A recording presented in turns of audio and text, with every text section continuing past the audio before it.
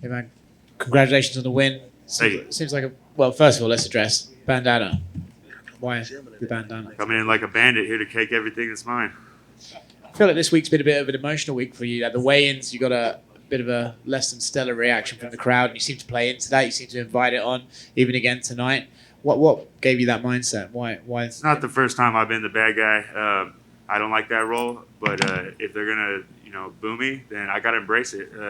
I'm not gonna fight that energy. I'm just gonna take it in and use it to my advantage. Do you think it's because you were fighting a guy like Chase Hooper, who's like a kid? Exactly. Is that why? Yeah, I 100% think that it's because I'm fighting the kid. Everybody loves Chase Hooper. He's a young up-and-comer. He's a hell of a talent, and to be 21 years old fighting on this level, I got nothing but good things to say about the kid. He's a fan favorite, and I come in here to take everything that he's been given. So I expected to have a tough crowd, but I feel like I deserve everything that he's got. I've been doing this for a long time. I've been fighting for 13 years. I've had ups and downs. I've never taken an easy fight. I've always fought everybody they put in front of me. So I feel like I deserve this, and I'm here to take it, and now it's mine. That's nothing personal against him, right, though? That's just the way the business is. He had to get the opportunity before you, right? Not at all. It's nothing's. I don't take anything personal in this game. It's all business, and I chose the path that I took, and we just crossed paths, and we happen to cross paths now. So he has what I feel like I deserve. So I went in there, I took it. I think maybe it would be fair to say some of the boos maybe had to do with the weight as well.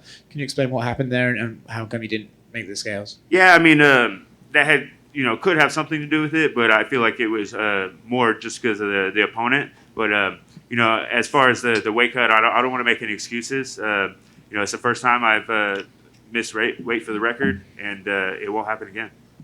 Was something just happened? Miscalculation? Exactly. I got to chalk it up to a miscalculation. Long story short, I normally cut most of the weight the night before, and I sleep like shit. And I wanted to try and switch things up this time. And, it's been a long layoff for me. I've been off for a year and a half, and I felt like, I was really healthy going into this and that I could switch things up. And I just tried to mix things up, and it didn't work out for me. So now I know it's a hard lesson learned, and I'm the one paying for it. So, I pay for it with 20% of my purse, and, it won't happen again because I don't like giving up money.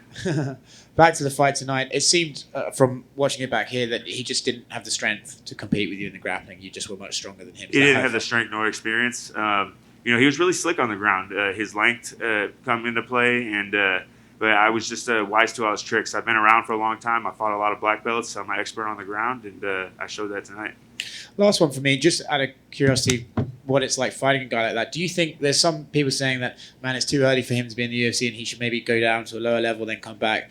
Being there and competing against him, did he feel like he was UFC ready, or do you feel that maybe he could benefit from growing a little bit more? Yes and no. It depends on the path you take. He took that path that brought him to the UFC before he had much experience. I took the path where I was thrown to the wolves on an early level in my career. I was fighting for championship belts when I had 4 fights as a pro. So, I was a local champion. I was a world champion before I came to the UFC. I fought 4 or 5 5-minute round or 5 round fights. So, I've been in those big fights. He's never had a 5-round fight. So it's kind of just the path that he took, and he has a skill to be on this level. I think he just needs a little more experience.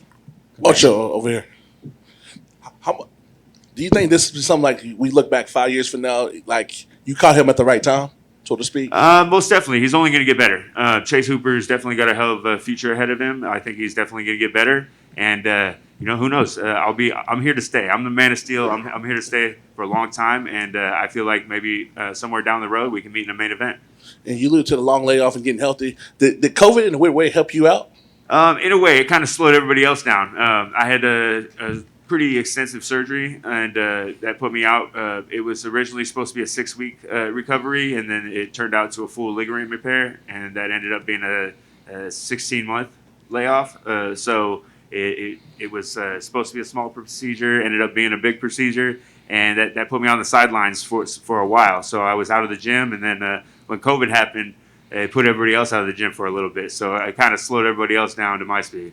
Give some insight to your mindset right now, because you sound like somebody that's preparing to make a run. It's like you know something that we don't know, and you're ready to show us. Exactly. I know a lot you guys don't know. You guys haven't seen my path, my ups and downs in my career, in my life.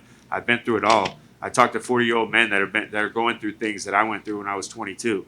So, and I'm able to give them my experience and help them. So the experience that I've gained is, it's intangible. Like nothing can touch that experience. And I'm definitely ready to make a run. I'm coming into my prime, and I'm ready to show the world what I do now.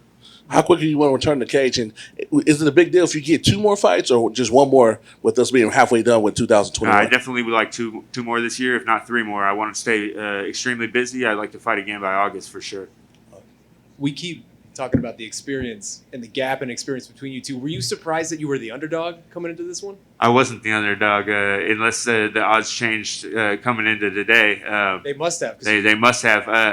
I did expect that his crowd and his fan base would bet him up. So I was kind of hoping that I would be the underdog so I can make my friends some money. Do you take that sort of thing personally? I mean, you mentioned he has what I feel like I should have. Do you feel like you take that sort of thing personally coming into a fight like No, it's business. I feel like I've earned that, and I just got to go out there and prove it. It looks like you're shaping up for it, Ron. Is there a name on the tip of your tongue, somebody you want in this division that you feel like will get you where you want to go? Nate the Train, he's a loudmouth. I'm a quiet, soft-spoken guy. If I got to speak up, closed mouth don't get fed, right? So Nate the Train, let's run it. Is there anything personal in that call out, or just stylistically you like that fight? I just don't like loudmouths. He grabs the mouth, the mic, he screams, he sounds ignorant, and that sells, man. People eat that shit up. Like his social media following is through the roof. It's ridiculous. I try to say something that's meaningful and try to talk to kids and be a good influence. And look where it gets me. It gets me made out to be the bad guy, and nobody wants to follow me on Instagram. So fuck it. I'm gonna call out some guys and get some followers. You have the unique position where you missed the pandemic era fights. You never fought in an empty arena or the Apex or had to go to Fight Island or anything. So your last fight was in, I believe, full capacity in Mexico City, Yeah. if I remember correctly, and then you came back. Could you sense any change in the fans at all, knowing that like they haven't been able to go to fights in years? So you may not feel the difference, but could you feel any difference in the vibe? Hell yeah, I could feel them. Everybody's been itching to get out of the house. I felt it just back home. Back when the bars opened, the clubs opened, people were wilding out, just like ready to get loose. And then at the weigh-ins, I could feel it. The crowd was just ready to blow. And then out there tonight, everybody's just ready to go to live events and just get into a sport. It doesn't matter. You could be playing golf out there. You allow a crowd out, they're going to be losing their minds.